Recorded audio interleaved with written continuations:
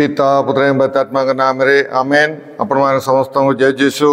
आमे प्रार्थना करिवा। नमस्ते मरिया अनुग्रह पूर्ण प्रभु तुमरी संगे नारीगणक मध्य तुमे धन्य एवं धन्य तुमर गर्भफल जीशु। ओई परमेश्वर माता पुण्य मरिया आंबे माने पापी आंबमान निमंते वर्तमान ओ आंबान मरण समय निमंत्रणा कर। कृष्णटारे मोर स्नेहर भाई भाई मैंने मुझे समस्त यही दैनिक आहार प्रोग्राम को मु स्वागत जनावि। आज हूँ 33तम रविवार दिन नवंबर मास 16 तारीख 2025। आज सुसमाचार लूक लिखित सुसमाचार 21 अध्याय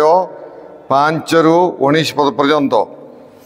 जतबेले केते लोक मंदिर विषय कहते यह किपरि सुंदर पत्थर और ईश्वर उद्देश्य उत्सीकृत दान रे अलंकृत। जीशु सेमान को कहले तुम्हें माने जहाँ सब देखुच दिन आसीबो जतबेले गोटे पत्र सुधा अन्य पत्र उपरे रहिबो नहीं, सब किछि भूपतित हेब। सेमाने तांकु पचारिले गुरु यह केबे घटिबो वो ये घटनार पूर्व लक्षण कौन थिबो? से कहले सावधान तुम्हें पथभ्रष्ट हुओ नहीं, कारण अनेक मोर नाम रे आसी कहबे मु से ही एवं समय आसन्न सेमानंकु अनुगमन करो नहीं। जतबेले तुम्हें युद्ध और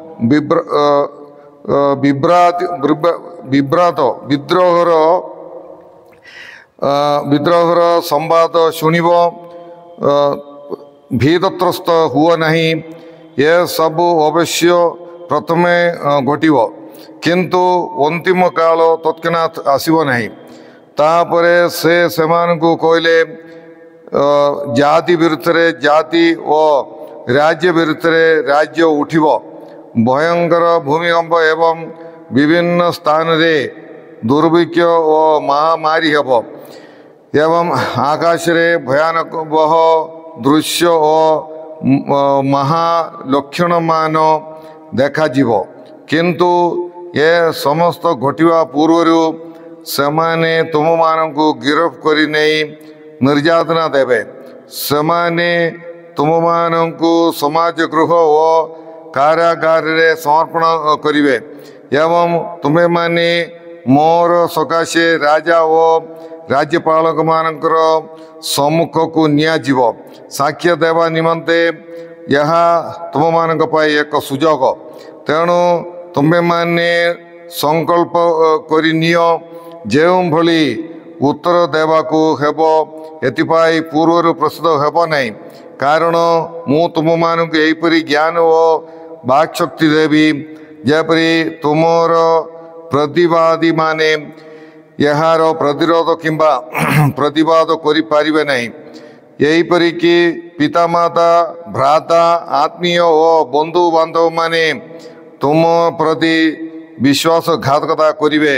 और तुम्हें मानक मध्य केते जनंकु हत्या करिवे। तुम्हें माने मोर नाम सकाशे समस्त द्वारा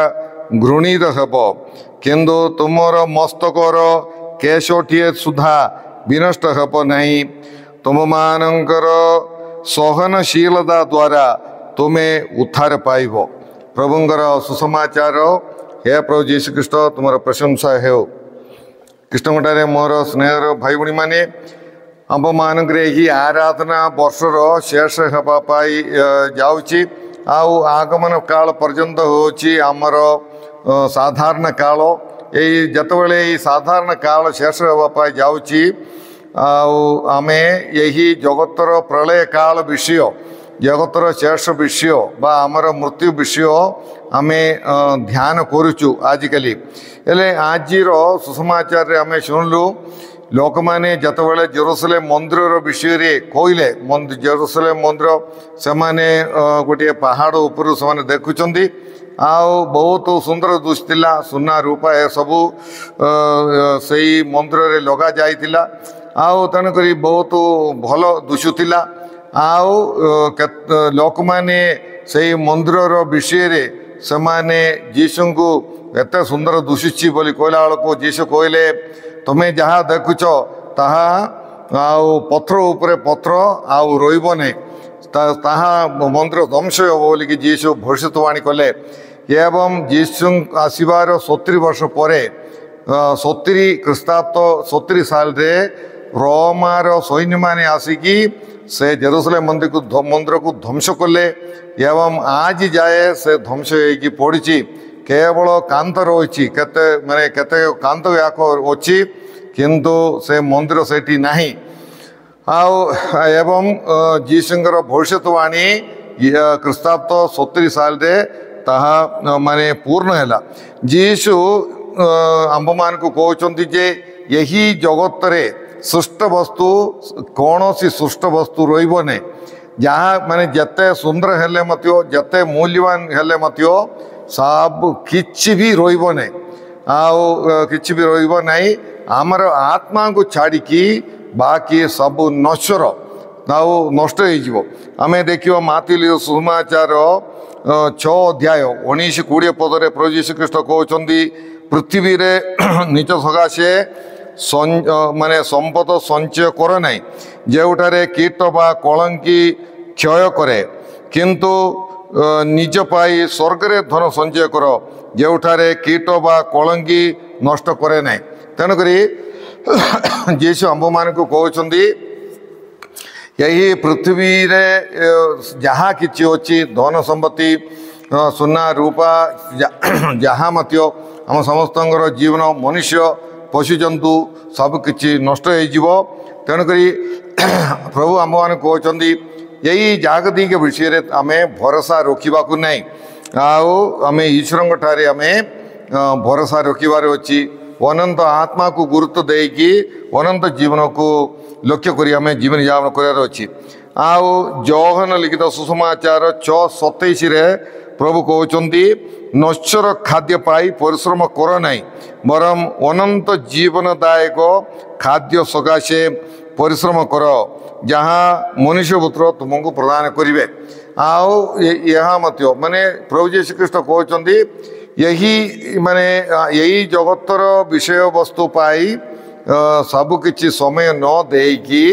आमे अनंत जीवन को आत्मा को एवं ईश्वर को पाई समय दियो आध्यात्मिक कार्य पाई समय दियो एवं से परिश्रम कर जहाद्वारा आम आमर आत्मा को रक्षा करिपारिबा। सेपरि प्रथम योहन 2:17 कह जायछि जगत ओ सेथिरे तिबा विषय लालसा क्षणस्थायी हेले एटा जगत रे तिबा सब विषय क्षणस्थायी अल्प समय पाई अच्छी। तेणुक आम कौन जगतर कौन सी विषय रे आम भरोसा रखा सेटा गोटे मूर्ख विषय आमर धन संपत्ति अच्छी बोलिक आम अहंकार करवा ये सबू माने ठीक नहीं। जेरूसलेम मंदिर उदाहरण नहीं कि 46 वर्ष है 46 वर्ष होता से मंदिर निर्माण करने किंतु अल्प दिन भितर ध्वंस होगा। यह हूँ जागतिक विषय क्षणस्थायी बोलिकी गोटे उदाहरण। द्वितीय विषय जीशु आज सुसमाचार कहवाटा माने माने कपट कपट माने कपट ख्रीष्ट विषय रे प्रभु आंब मान को सतर्कवाणी प्रदान करचंदी मु से ही बोलिकी बेसी लोक आसवे माने जीशुंकर नाम रे आसवे जीशुंकर नाम धरिकी आसवे मु जीशु आका बोलिकी आसवे माने मो अंतिम माने द्वितीय आगमन करथिबा ख्रीष्ट बोलिकी किए कोई पारंदी जीशुंकर नाम रे भिन्न भिन्न रूप रे भिन्न भिन्न आकार रे भिन्न भिन्न कथा कोईकी लोक माने विभिन्न माने लोक माने आसवे बोलिकी प्रभु यीशु ख्रीष्ट आंब मान को सतर्कवाणी प्रदान करचंदी। तापरे सेमाने कहबे माने समय आसन्न बोले कौन माने दुदी माने ये जगतर प्रलय जगतर शेष एवं जाऊँगी जगत वर्तमान शेष होगा जाऊँगी समय आसला जीशु आसवार समय आसीगला ये सबू से कहीकि आम मान को ठोक्य बोलिकी प्रभु यीशु ख्रीष्ट आम मान को सतर्कवाणी प्रदान करचंदी। आम देखा माथ्यू लिखित सुसमाचार 24 अध्याय 36 पद कह जाही दिन और समय विषय कहीं जानती ना यहीपरिक स्वर्गदूत किंबा पुत्र मध्य जानु ना केवल पिता ताहा जानती हेले केवल पिता आका जानते जीशु निज कहते हेले माने मनुष्य कुआड़े जानवे तेणुक जे जीशु माने जे कहते जगतर प्रलय काल आसला जगत शेष होगा जाऊँच बोलिकी जे कहते से भंडामी लोक से ठकामी लोक तेणुक आम सतर आम जानी आम शुणुचु केते लोक कहते सब जानला परी किंतु जीशु कहते पिता छड़ा आ क्या जना ना तेणुक ये स्पष्ट भाव में आम जाना कथा ये सब शेष है माने ये सब बेकार कथा बेकार कथा तेणुक एमानकर कथा को आम विश्वास करने को नहीं प्रेरित कर्म ग्रंथ 1 अध्याय 7 पदरे जीशु कहते समय जानिबा तुमर आवश्यक नहीं तुमर आवश्यक नहीं बोली शिशु प्रेरित मान को कहूँ केतबेले यहाँ घटव से जगतर प्रलय काल बोलिकी कहला बेलू से तुमर आवश्यक नहीं से जानापी बोली कहते तेणुक माने एबे किंती जड़े कहीपर मु जानी बोलिकी ये सबू ठकामी विषय आम से विश्वास करने को नहीं माने केतेक लोक मैंने एमती बहुत ठकामी पड़ते से सब कहवाई मोर समय नहीं तेणुक मु कहूना किंतु आम सतर्क रही आम चेष्टा करवा यही विषय रे जे कहबे तांकर माने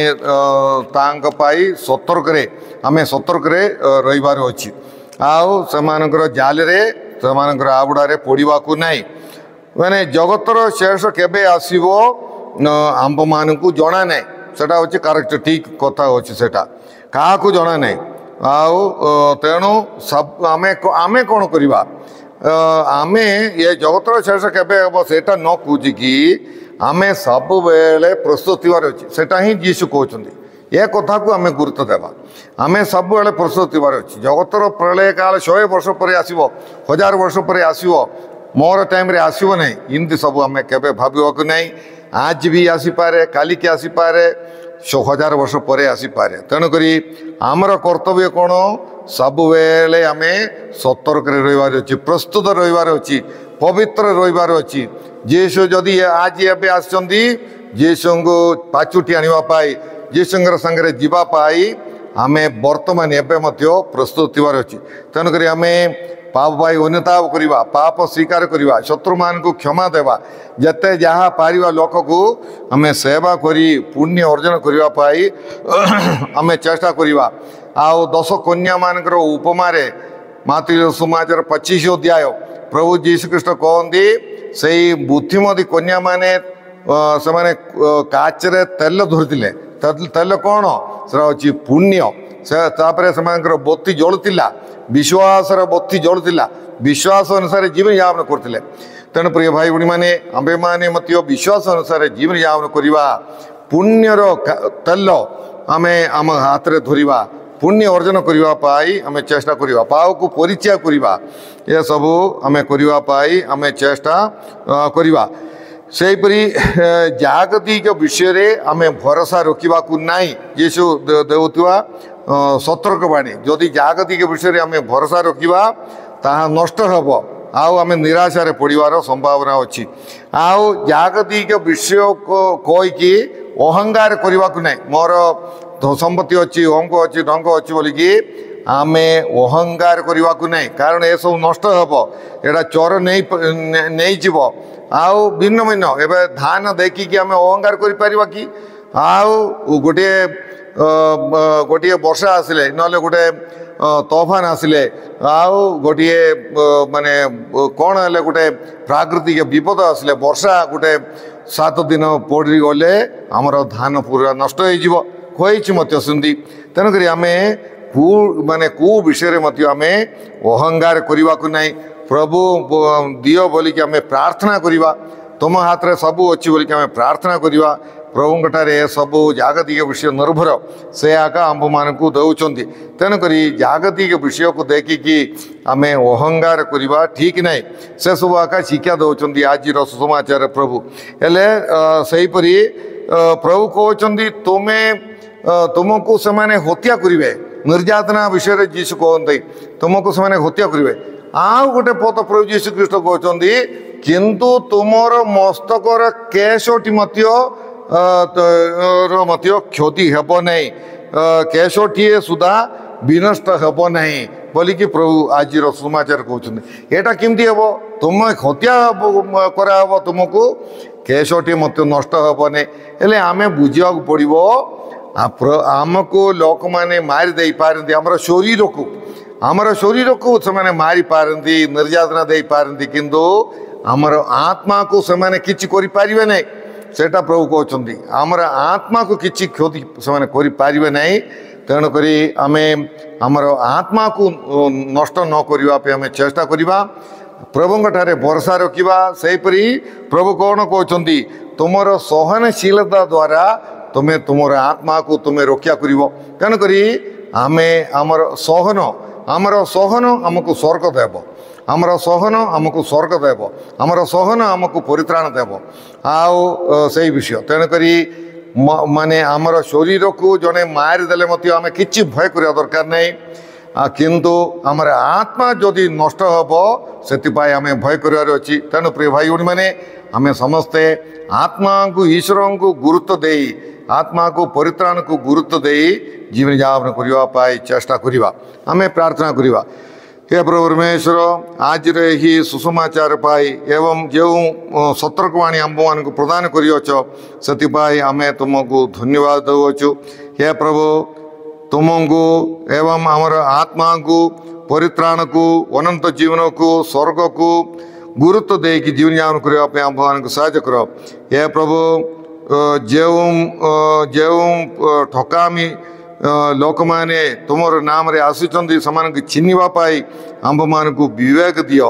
सचेत लोक मान को चिन्हवाई जहाँ तो सत ता जानापी आंब मान को तुम्हें ज्ञान दियो प्रभु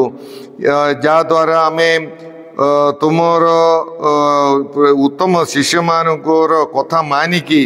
एवं तुमर वाक्य अनुसार जीवन यापन कर परित्राण पाई पारिबु या प्रभु जागतिक विषय को गुरुत्व न दे स्वर्गीय विषय को जहाँकि सदाबले अनश्वर विषय को गुरुत्व दे जीवन यापन करने आम मान साहय कर हे प्रभु यही प्रोग्राम देखुवा समस्त तुम्हें प्रचुर भाव आशीर्वाद प्रदान कर एवं समान को तुम्हें सुस्थ कर एवं समान को यही वाक्य अनुसार जीवन यापन कर परित्राण पाइबार विशेष अनुग्रह अभिषेक प्रदान कर ये सब प्रार्थना आम करुचु जीशु नाम रे आमेन। सर्वशक्तिमान परमेश्वर पिता और पुत्र एवं पवित्र आत्मा आपण मान समस्त आशीर्वाद प्रदान करंतु आमेन। आपण मान समस्त जय जीशु।